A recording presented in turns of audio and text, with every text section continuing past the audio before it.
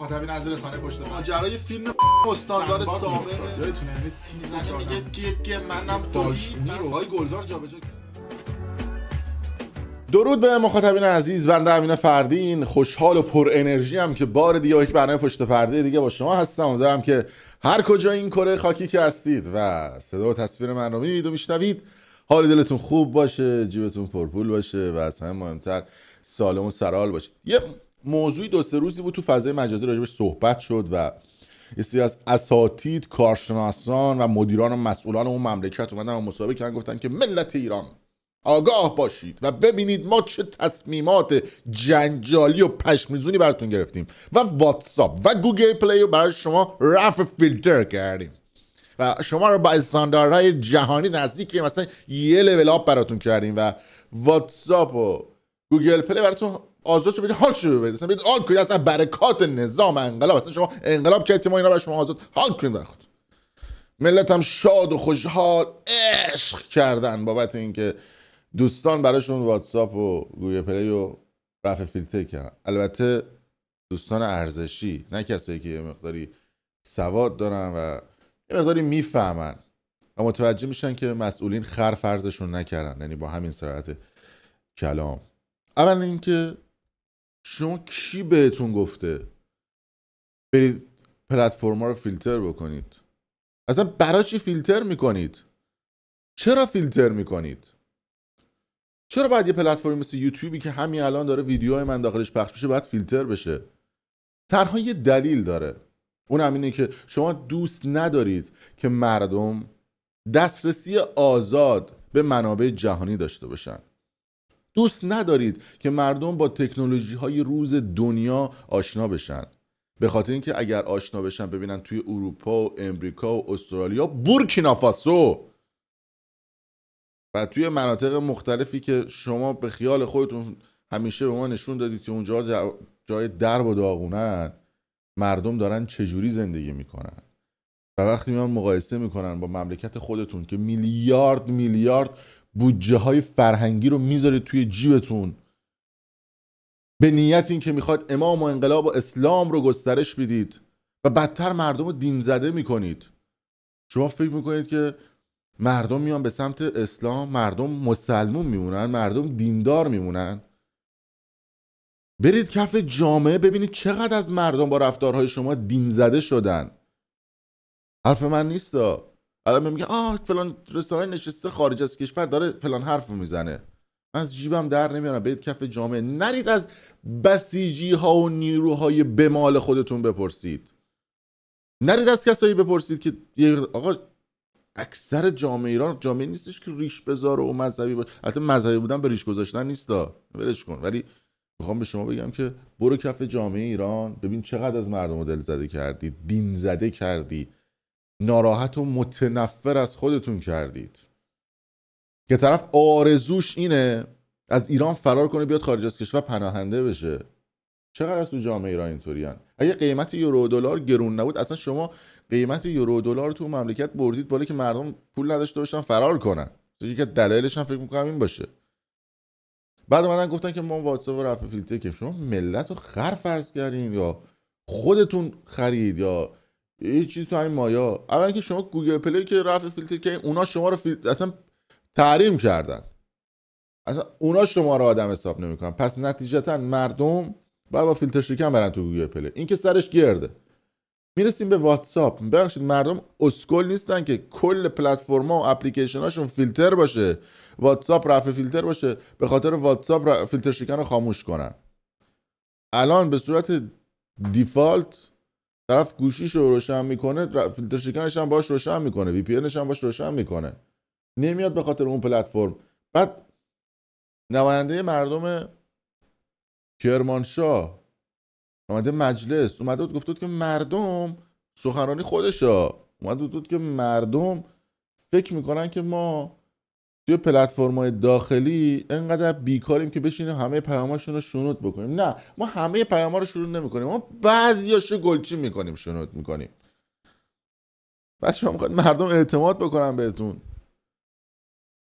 این رفتاری که شما می‌کنید بیشتر به نظر من نمیدونم از قصد بعضی وقتا داره این اتفاقات میفته. یعنی میخواد یه دو دستگی سنگین تو جامعه اتفاق بیفته. وگرنه چه دلیلی داره شما آقا، من برای دوستان خودم، دوستای آلمانیم تعریف میکنم، میشینن بغل من میگم که واتساپ تو ایران بلاک استدن، تلگرام، یوتیوب، توییتر، نمیدونم حالا ایکس جدید خودمون، نمیدونم تیک تاک، فیسبوک، اینستاگرام، وی چت، وایبر، یعنی شما هر نرم افزاری که بگید اینا رفتن فیلترش کردن، به خاطر اینکه دوست ندارن مردم ببینن که آخوندا چه گویی زدن تو اون مملکت، تو بقیه کشور داره چه اتفاقاتی میفته. الانم یه سرگرمی برای مردم درست کردن با این دلار 81,000 تومانی که بگم ببینید ما اینو برای شما رفع فیلتر کردیم. البته رفع فیلتر زی خیال باطل، تو بعضی از پلتفرم‌ها رفع فیلتر شده، تو بعضی از پلتفرم‌ها رفع فیلتر نشده و گفتن که ما یه تصمیم گرفتیم تو شورای عالی فضای مجازی که این بعد بره یه مقام بالاتر، بعد بره دفتر رهبری، اگر تایید کردن ما رفع فیلتر میکنیم. البته 20 تا شرط هم گذاشتن که فکر کنم فقط اون رئیس شورای عالی فضای مجازی یا سایر بچه‌شون فقط شرط ازدواج بچهای خودشون رو نکردن اون تو 20 تا شرط گذاشتن برای رفع فیلتر. یعنی اینی که شما دارید توی اخبار میبینید رفع فیلتر نیستش، گرده 20 تا شرط براش هست، باید بره بالا تایید بشه. بعد یکی از شروطش اینه که واتساپ توی ایران دفتر نمایندگی داشته باشه و به ما اجازه بده و دسترسی بده که چت ها رو شنود کنیم. اصلا یکی از درخواستشون بوده، مصوبه محرمانه رو شورای عالی فضای مجازی کشور. اگر این اتفاق نیفته عملا رفع فیلتر واتساپ هم سرش گرده. یه اخباری درست کردن که مردم یادشون بره لول اپ بکنن، دلار از 70 خورده رفت روی 80 خورده، یعنی پرش انجام داد.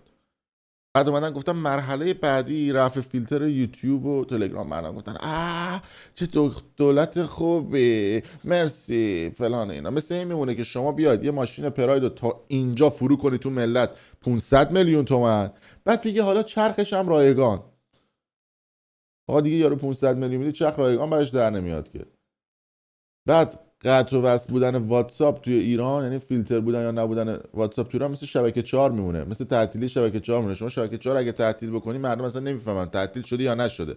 بود و نبودش تو زندگی مردم تأثیری نداره. رفع فیلتر کردن واتساپ هم همینطوریه، بود و نبودش تو سیستم اون موبایلی مردم فرقی نمیکنه، چون همه دیفالت فیلتر شکن دارن. و از اون طرف شما پیدا کنید پرتقال فروش رو در مافیای فروش فیلتر شکن و وی پی ان در ایران. تمام مسئولین تو مملکت دارن از وی پی ان فیلتر شکن استفاده میکنن. درآمدی که از فروش وی پی ان و فیلتر شکن تو مملکت به دست میاد از فروش نفت بیشتره. درآمد فروش وی پی ان فیلتر شکن. و از اون طرف شما فیلتر شکن ها و وی پی ان ها رو باید از درگاه‌های بانکی داخلی بخرید. پس چجور میشه؟ شما میگی استفاده از فیلتر شکن حرامه، خودتون دارید میگید. بعد عمل حرام رو اجازه میدید تو درگاه بانکی اتفاق بیفته، خرید و فروش انجام. این جزء اینه که چند تا از اون فاضل آبزاده و آقازاده ها و آدمایی که تو اون سیستمن وصلن و اجازه نمیدن چیزی رفع فیلتر بشه که بتونن وی پی ان ها و فیلتر شکناشون رو بفروشن. شما از مردم یه چیزی رو بگیری، دسترسی مردم میگیری، مردم کردی تو زندان، بعد به مردم میگی خب اوکی تو الان تو زندانی، بعد میخوای بیرون زندان رو تماشا بکنی، بعد از این پله بری بالا بیرون زندان رو تماشا کنی. بابت هر بار رفتن بالای اون پله بعد 200,000 تومان بدی. از 85 میلیون نفر آدم که 60 میلیونش از وی پی ان استفاده میکنن، بابت هر یک ماه 200,000 تومان میگیرن. یعنی تازه هر یه ماه بعضیشون 500,000 تا، حالا بعضی هم رایگان استفاده میکنن. ببینید چه پول هنگفتی از مردم میگیرن.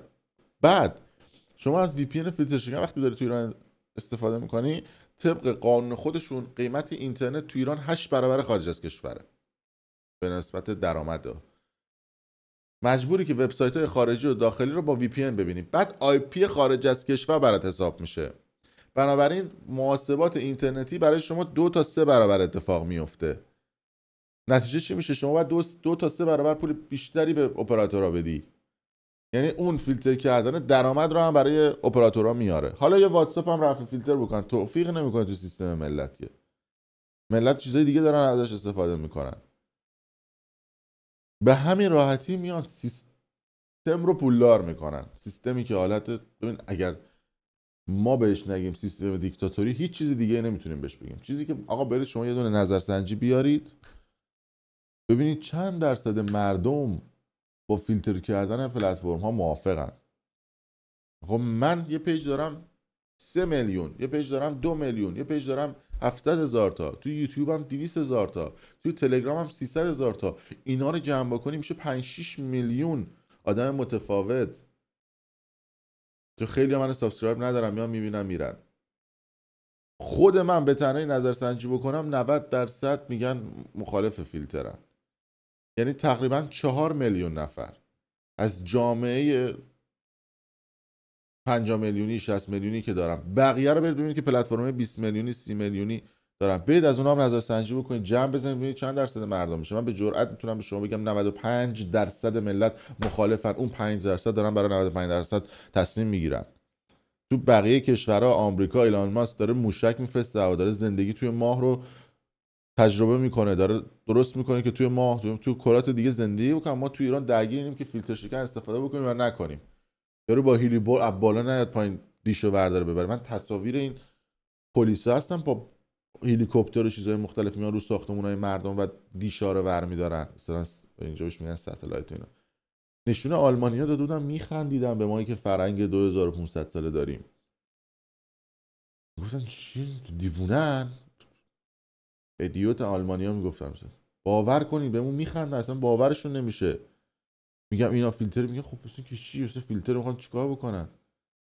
ما ایرانیایی که همه جای دنیا با انسانهای باهوش و تحصیل کرده معروفیم. توی آلمان، تو مجلس آلمان گفته بودن که ما اگه نیروهای کار خارجی رو از کشور خارج بکنیم، خصوصا در صنعت پزشکی فلج میشیم. به خاطر اینکه درصد بالایی از پزشکای توی آلمان و کادر درمان آلمان ایرانی هن. اگه مهاجرا رو بخوام بندازن بیرون، اینا رو هم بعد بندازن بیرون، کادر درمان آلمان فلج میشه.